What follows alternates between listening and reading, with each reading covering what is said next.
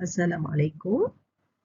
My name is Aini Hayati, and with me my team members Asma Rashida Idris, Sarah Mardia Slamat, Sharifana Zura Saidno, and Farah Nadia Baharudin. And we are from Faculty of Business and Management, Cawangan Negeri Sembilan, Campus Rembau. I would like to present our research title, Empirical Analysis on Demographic Change and Financial Stability in Developed and Developing Countries.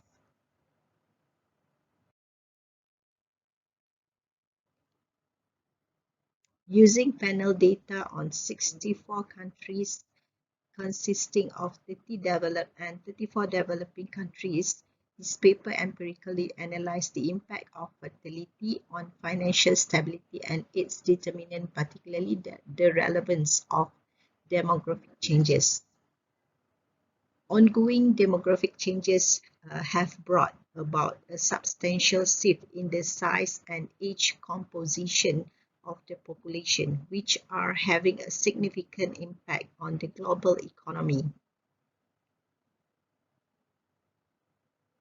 It is expected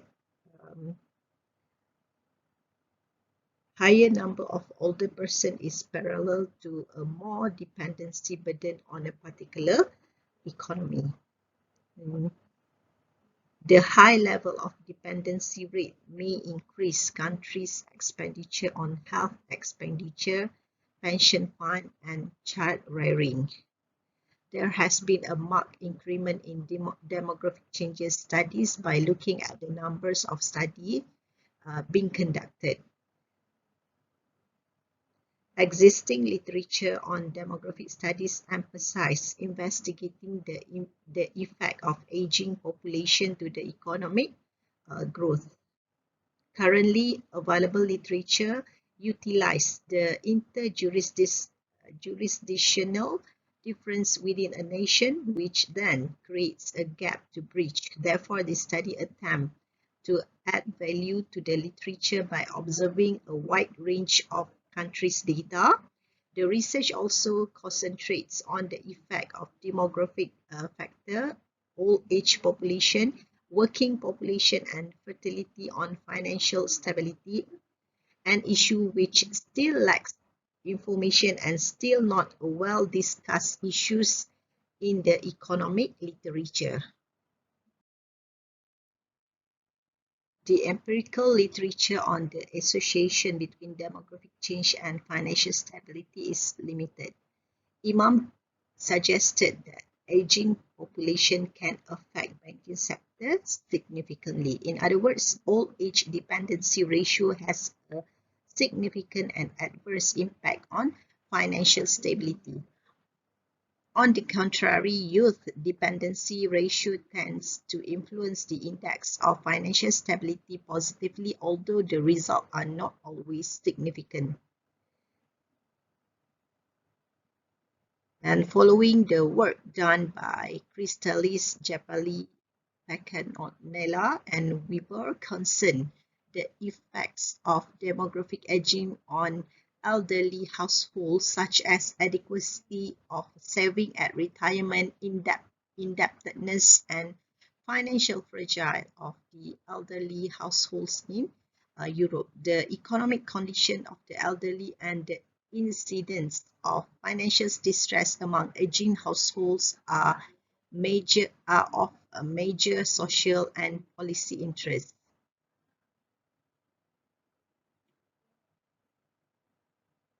Findings from this study extend the empirical literature on aging and financial instability, including macroeconomic effects on aging. In effect, according to the life cycle hypothesis, young adulthood initially dissolve and then save for retirement during adulthood, and finally carries on to deserving after retirement.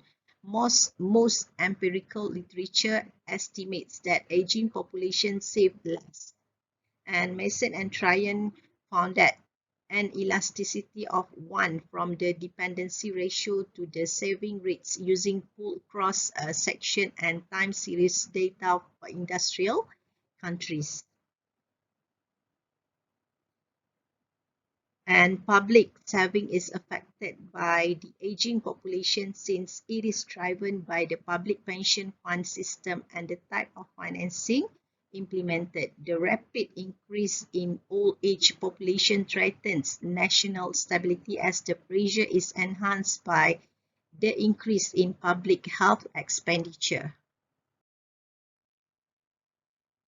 The study applied a dynamic panel general method of moments (GMM), and the first criteria being a short time scope and large sample countries dimension, meaning a few time period and many individual. Second criteria highlighted a functional relationship. The third underlined the possibility that all explanatory variables are endogenous. The fourth emphasized non-observable country-specific effect. The fifth lacked dependent variable among the explanatory variable. And lastly, heterozygosity and autocorrelation within the individual but not across them. The result of the analysis is clearly indicating that the old dependency population and fatality is an important determinant of financial stability. The coefficient of fatality were negative and highly significant, and the result suggested then that an increase in both the old dependency population and fatality contributes to reducing financial stability. It would be off the mark to say that they are somehow acting as a buffer and reflects the degree of stability to the financial institution. And as for the old dependency population, the finding was consistent with Imam, which stated that the old dependency ratio has an adverse impact on banking sector's stability in Japan. And meanwhile, as for fertility, it can be interpreted that the lesser children will increase their financial stability as parents spend too much portion of their income for child rearing and other consumption expenditures as compared to parents who have more children. Thus, the remaining income can be saved in the banks, functioning as a deposit for banks. The parent saving allows a banking institution to operate and earn profit, thus contributing to the stability of the banks. On the other hand, a number of children raise household debts as parents substitute for income due to high living costs and child rearing expenditure.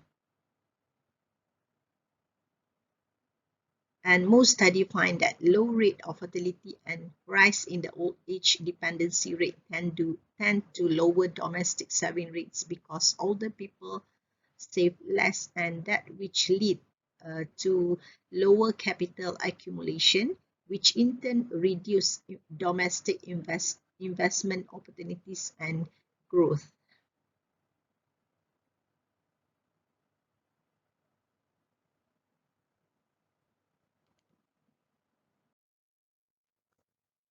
Our study revealed that financial stability was influenced negatively and significantly by fertility choice. The increase in the number of births reduced the stability of the financial system. As for the old dependency, our findings suggested that old dependence had an adverse and significant effect on financial stability. The result indicated that an increase in old age dependency decreases financial stability. That's all for our presentation. Thank you for watching.